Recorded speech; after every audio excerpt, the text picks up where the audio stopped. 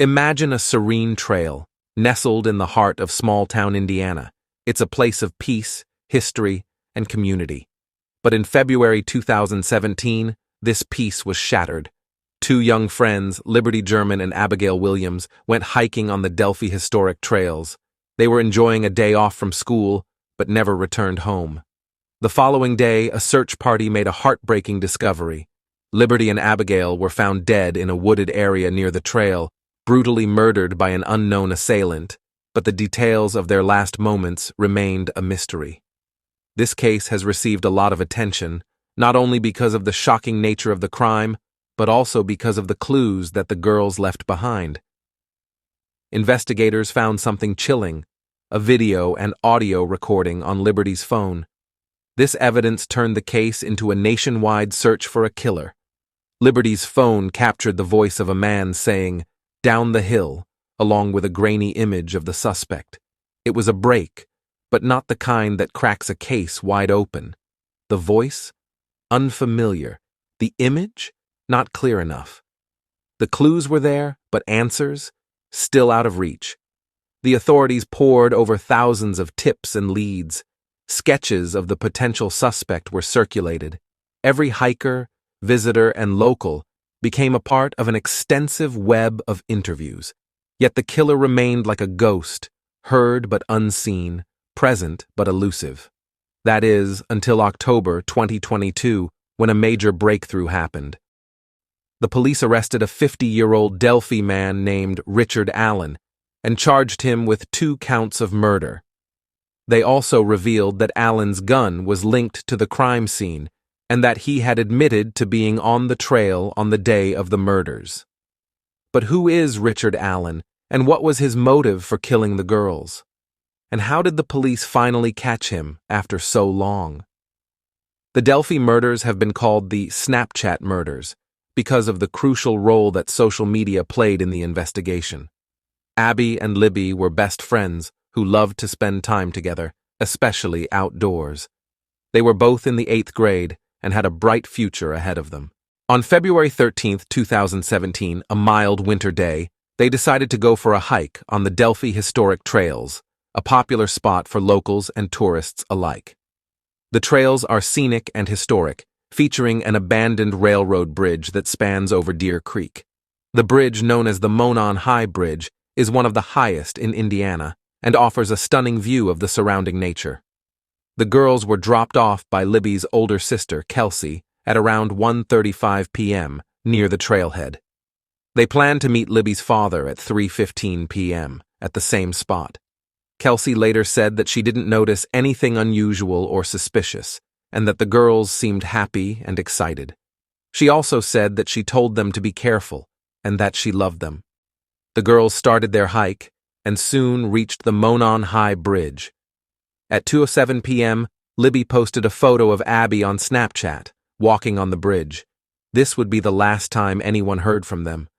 When Libby's father arrived to pick them up, they didn't show up. He tried calling them, but their phones went straight to voicemail.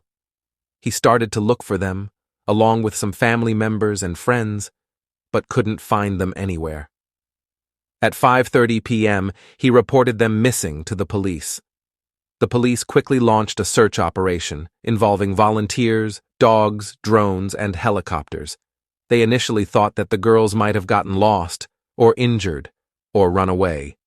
They didn't suspect foul play until the next day, when they made a horrifying discovery. Around noon, on February 14th, they found the bodies of Abby and Libby about half a mile east of the bridge on a private property. They had been killed by an unknown perpetrator who had left behind very few clues. The police didn't reveal the cause of death or the details of the crime scene to protect the integrity of the investigation. They also didn't release any information about the suspect or any possible motive. They only said that they were looking for a man who was seen on the trail around the time of the murders, and that they considered him a person of interest. They also asked the public for any tips or leads that could help them solve the case. But the biggest clue came from Libby's phone, which was found near the bodies. Libby had managed to capture a video and audio of the suspect as he approached them on the bridge. The police extracted a still image of the man and a short clip of him saying, "Down the hill," and released them to the media. They hoped that someone would recognize his voice or his appearance and come forward. They also praised Libby for her bravery and quick thinking and said that she might have saved other lives by recording the killer. The image and the audio clip went viral and generated a lot of interest and speculation. The man appeared to be a white male, in his 40s or 50s, wearing a blue jacket, jeans, and a brown cap. He had a scruffy beard and a distinctive gait. His voice was deep and raspy, and he spoke with a slight accent. Some people also noticed that he seemed to be hiding something under his jacket, possibly a weapon. The police received thousands of tips and leads from all over the country and even from other countries. They followed up on every possible lead and interviewed hundreds of people. They also released more information about the suspect over the years. In April 2019, they released a new sketch, which was very different from the first one. The new sketch showed a younger man with short hair and no facial hair. They said that the new sketch was more accurate and that the suspect was between 18 and 40 years old and might have connections to Delphi. But despite all these efforts, the case remained unsolved. The police admitted that they had hit a dead end and that they needed a breakthrough. They also said that they believed that the killer was still out there and that he might strike again. They urged the public to keep sending tips and to not give up hope. Meanwhile, the families of Abby and Libby were devastated by the loss of their loved ones and frustrated by the lack of justice. They tried to cope with their grief and to keep the memory of the girls alive.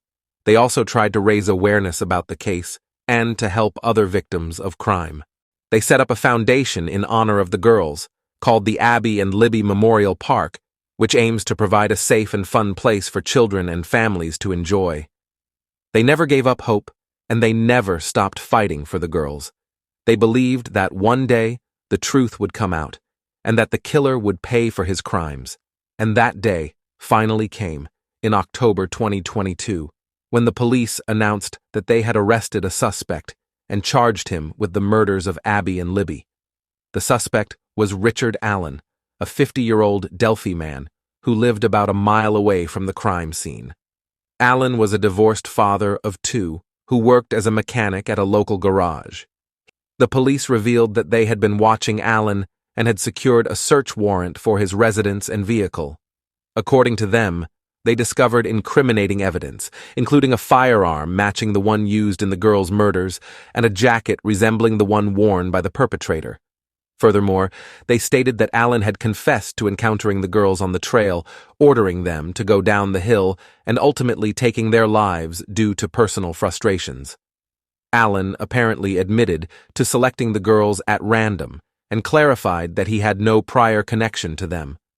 The police expressed confidence in Allen being the perpetrator and claimed to have sufficient evidence to support their case in court. Additionally, they mentioned informing the families of Abby and Libby in the hope of offering closure and peace to both the families and the Delphi community. The police didn't reveal the details of their investigation or the source of their tip, but they said that they had used a combination of DNA, genealogy, and technology to track down Allen.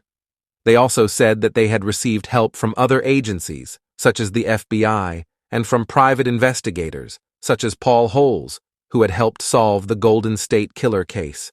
The Delphi murders case is one of the most tragic and mysterious cases in modern history.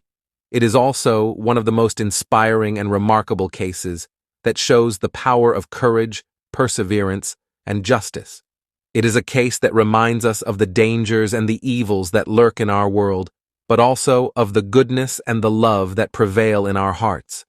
It is a case that teaches us to be vigilant and to be careful, but also to be adventurous and to enjoy life.